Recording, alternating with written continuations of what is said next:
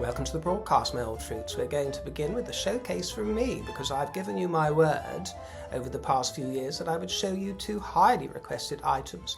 One is a full view of the blue fairy gown that I've worn on a couple of occasions. You wanted to see it full length. I gave you my word that I would show you. And the second most requested request is to see my full body, to prove that I've got more limbs than just the arms, I suppose, to see how I move and walk, this kind of thing, for those of you who are oh so curious. So I'm going to show you a little vignette that I put together. So I take my time, but I eventually deliver, my dear, and I keep my word. For those of you who don't care about seeing either of those things, I don't blame you, my dear.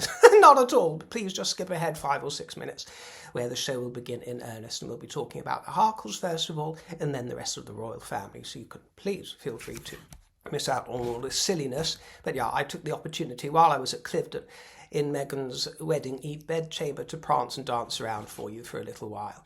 So I will show you that right now. There you have it, my dear. It's time for a fantasy at Cliveden.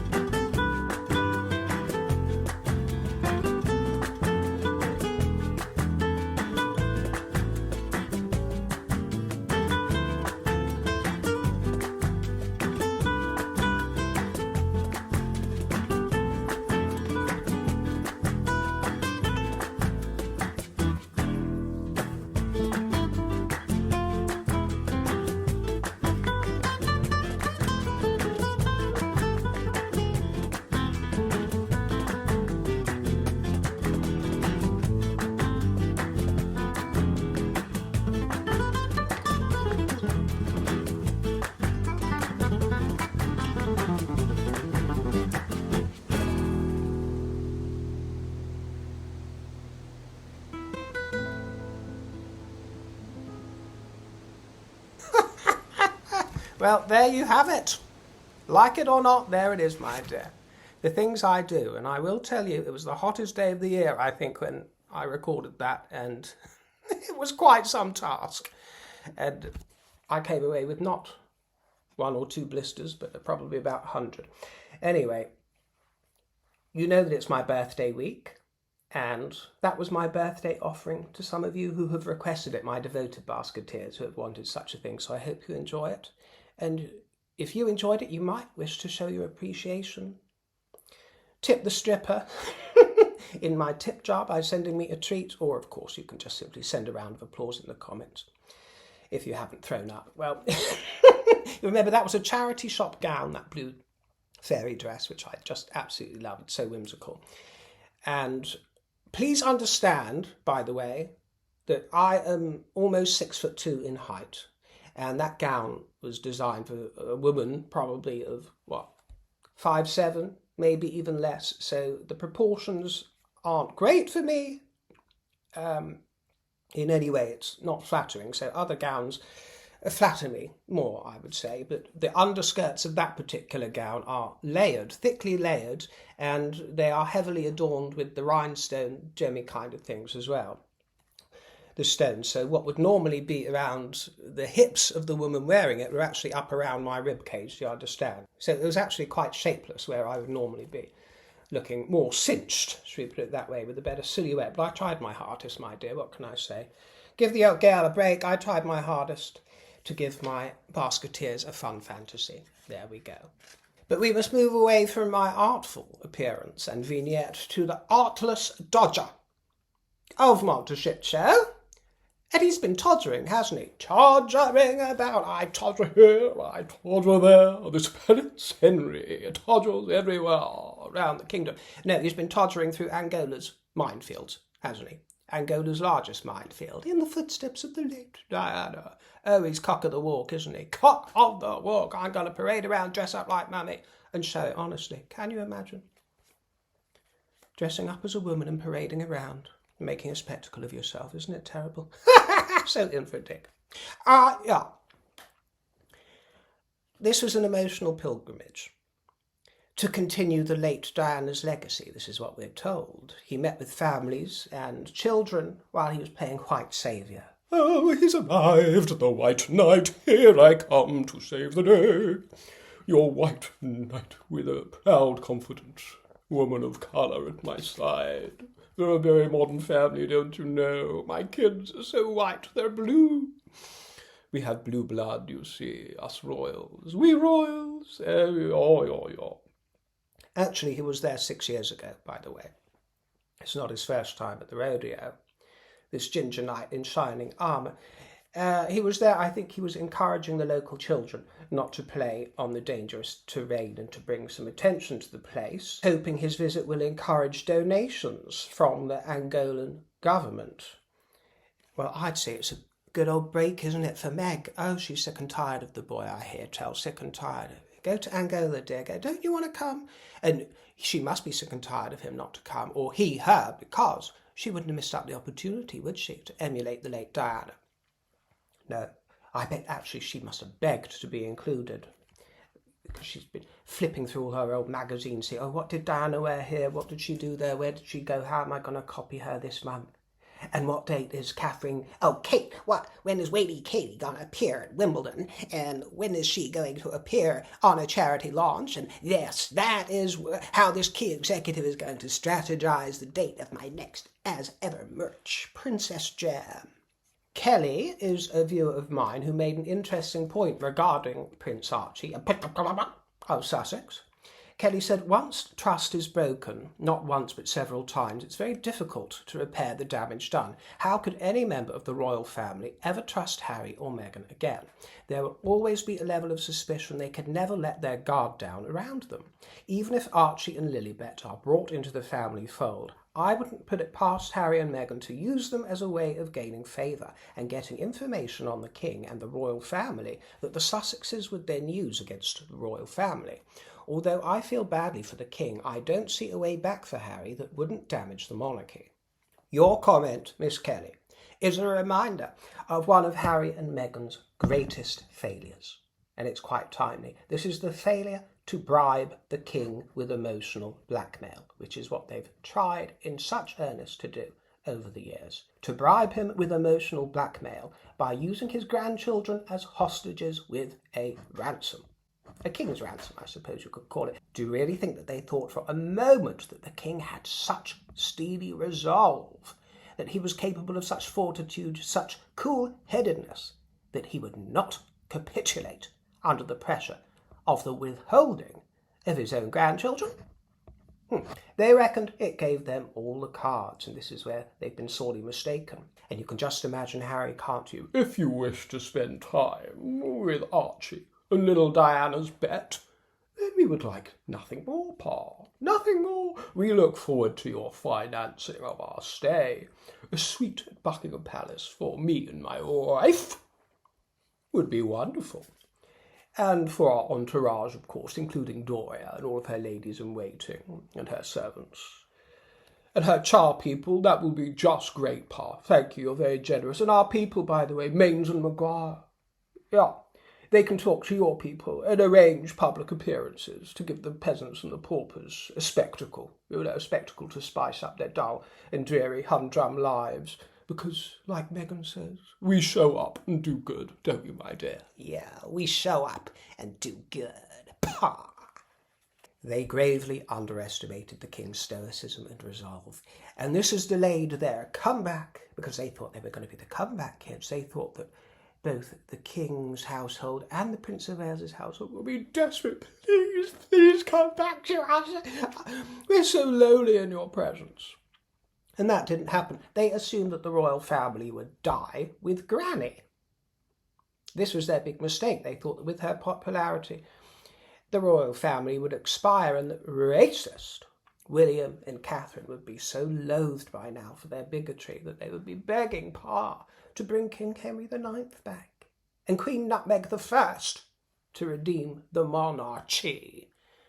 That's what they thought. Well, stamina, patience, and the long game is what you have actually seen from the king. Not a single word uttered by the king, Queen Camilla, or the Waleses.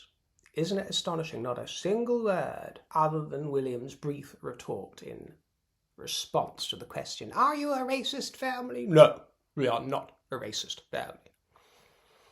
Shouldn't even been put in that position, but you know, quiet dignity is what we've seen for years now. It's like when children play up, and the best thing you can do is ignore them. You let them get on with it, and their tantrums are seen and exposed to the rest of the world. Their noses are out of joint, even more than usual, having to crawl to the likes of Tobin Andrea and all those familiars, dispatching their goons on their behalf. It's desperate, it's sad, but isn't it oh so satisfying, my dears? Oh yes. And if you don't mind, before we get on to much royaler characters, I would like to go over another comment from E.A., who hit the nail on the head and said, "Spending my childhood holidays in rural Derbyshire, camping and learning to swim in the River Manifold, I also learned a lot about the countryside code, along with knowledge like never approach a horse from behind or approach a cow from the front. Later, I realised that you can't approach a fool from any direction. Makes no difference." I think this is where we are with Harry. I couldn't agree more, E.A., because you succinctly describe the invidiousness of the position in which the king finds himself. You've really summed it up.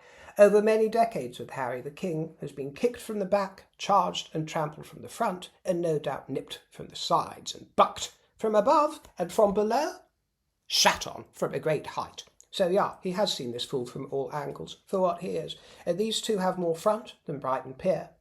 They have more sides than a football league, more facets than a Rubik's Cube, and not a shred of decency. Now, we're going to talk about the king who was at the Oxford Centre for Islamic Studies, and before we look at this visit, I would like to just address the rumours about the king and Islam. No, the king has not converted to Islam. He did no such thing back in the 90s or whenever it is that people are saying, yes, he is a Christian. No, William has never shared any public statement regarding his faith or lack of it. That's another thing that does the rounds, that he's announced that he's an atheist. Well, whether he is or not, I desperately feel, actually, for the Charleses and Williams and Georges of this world, because who could blame them for not believing in God? It's a personal quest. It's actually, I think, one of the most dreadful responsibilities of sovereignty to take on the position as head of the Church of England, head of a church which you must be seen to believe in with total and utter devotion. Think about that, that you're born into a role that demands that you accept all of Christ's teachings. That would be a challenge for any rational, reasonable human being, to be told your position before actually discovering it for yourself. I think it's really, really difficult, and I wouldn't blame William for feeling such feelings, but let's not get into the realm of disinformation and misinformation, because even Harry himself told us that Pa is a devout Christian. Actually, did he mention the faith? I believe he did, but he certainly said that Charles prays daily, not to Mecca. But well, I do, absolutely, my dears, share many of your concerns, and I've mentioned them before. I share concerns about the encroaching influence of the Muslim faith in this land, because so many from those lands are arriving at speed from lands that are very incompatible with our own culture. So I totally, trust me, I'm totally there with you on sharing some of these concerns, and also sharing the concerns that Charles is the defender of the faith and needs to be seen to be defending it. I do. But some people in the comments that I see need to temper criticism, which is very fashionable now, and strewed with misinformation. I reject the critique, for example, that Charles does nothing at all for the Church of England. I mean, it's quite the opposite, to be honest with you, because indeed he is very knowledgeable and shows a keen interest in many faiths, not just the Abrahamic ones, by the way. So yeah, I mean, he's extraordinarily knowledgeable about Islam, more than most Muslims, I would say. I mean, has such a knowledge because he's a very learned man. He knows just the same about Hinduism and all the other kinds of faith, Buddhism. Truly, he applies himself in a way that is not known by most people. But it's actually the king and the royal family that do more than anyone, including the Archbishop of Canterbury, I fancy, to showcase the Anglican Christian faith. They attend Sunday service all the time. You see them at Crathy Kirk, all the Easter and Christmas celebrations and services, carol concerts at the Abbey, the remembrances, all throughout the year, all throughout the Christian diary. Nobody else keeps these in the public consciousness in the same way. But I think he is ignorant about what's going on the streets. This is the trouble with the king. And he's a king. How can you expect him to have such in-depth knowledge from all quarters? But what's really going on the streets, the touch point out there, is a blind spot for the king, which is of some concern. So in that respect, I do agree. But I wish we could get over all this nonsense that mischief makers are putting out there about him being a Muslim himself and converting, because that's all bollocks. It's all absolute bollocks. And William has said no such thing about not having a faith. If he does in time, that will have to be dealt with, but it will be a huge obstacle to overcome. But at the Oxford Centre for Islamic Studies, the King met trustees, students, alumni and interfaith representatives gathering for the 40th anniversary.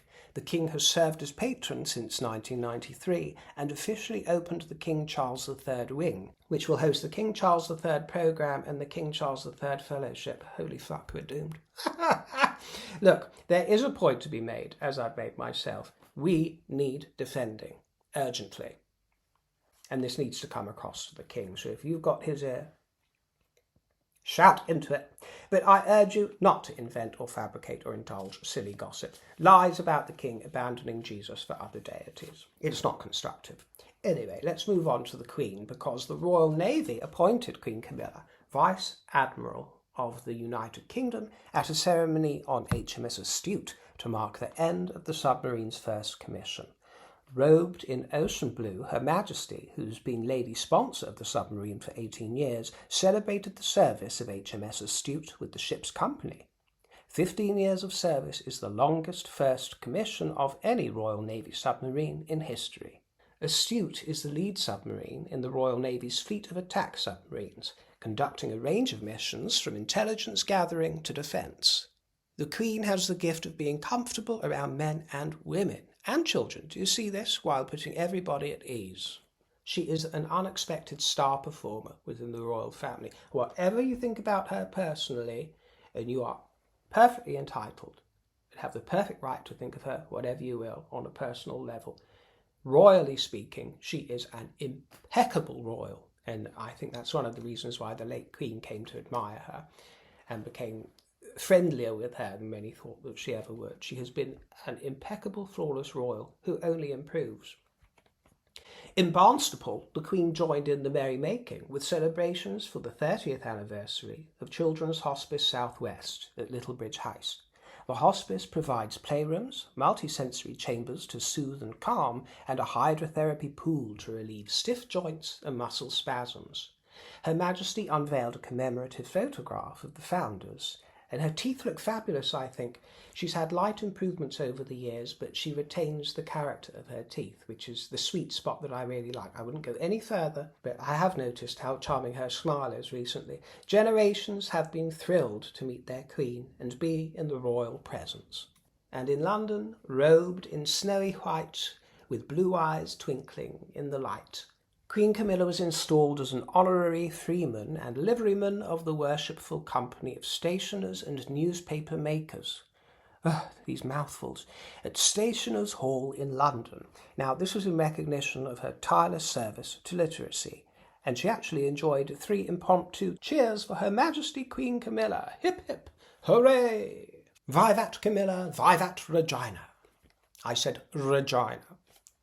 There have been investitures at Windsor Castle, and some of the notables are Lionel Lewis, who received an OBE for services to music. I can only remember that one song she did, Bleeding Love. Do you remember that was a big hit, wasn't it? Then what happened? And then there's Mylene Class, who received an MBE for services to women's health, miscarriage awareness and charity.